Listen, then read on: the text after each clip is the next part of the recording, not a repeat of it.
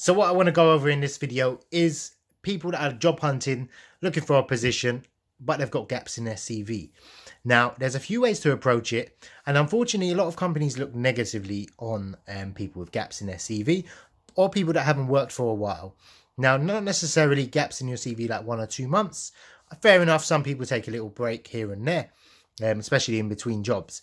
That's not so much looked on, frowned upon as much as someone that hasn't worked for a while.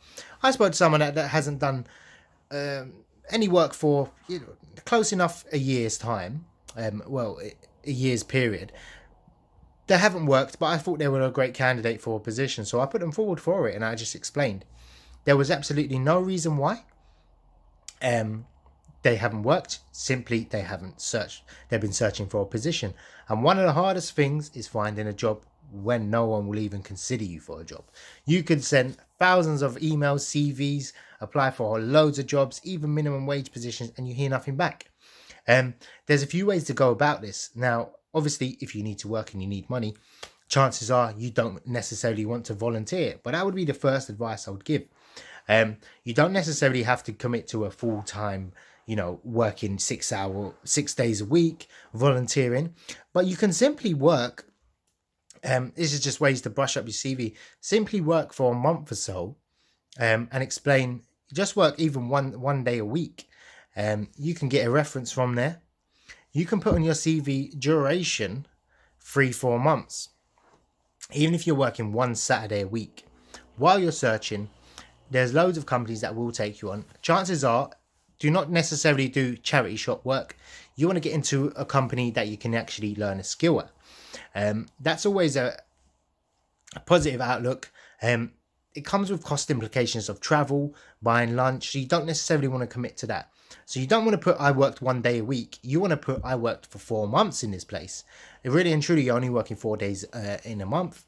So it looks good in your CV. You want to also explain why you didn't work.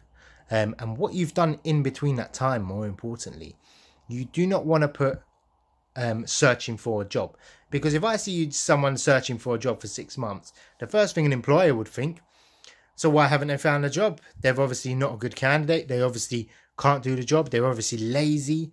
And sadly, that's the stereotype that people that have gaps in their CV have.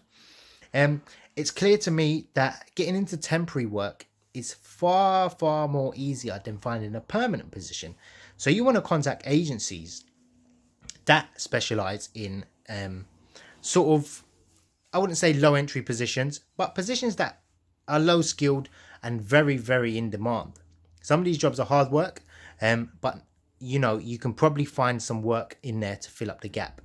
I could recommend plenty of agencies, a lot of warehouse work. For Amazon, for example, it's a hard job, but you can actually get work in that field. If you work in the summer months, you can probably find work on farms, sort of factories, food production. These are sorts of high volume. They need workers, employees, and they're willing to take most people on with little or no experience, and they don't necessarily discriminate on your work history. So this is a good way to get your foot in the door. You can work your way up while you're searching. You can have some sort of income. I know you're probably thinking, I don't want to work for minimum wage. Well, tough, sometimes you have to. But if you've earned good money previously and you're just waiting for that right position, chances are getting a position lower than that. If you're a manager, finding something like a supervisor or assistant manager position, you may have to step down slightly. But chances are, if you're watching this video, you're just, a bit of unfortunate luck. So get out there, go out there. If you need any assistance, please let me know. I'll be more than happy to help.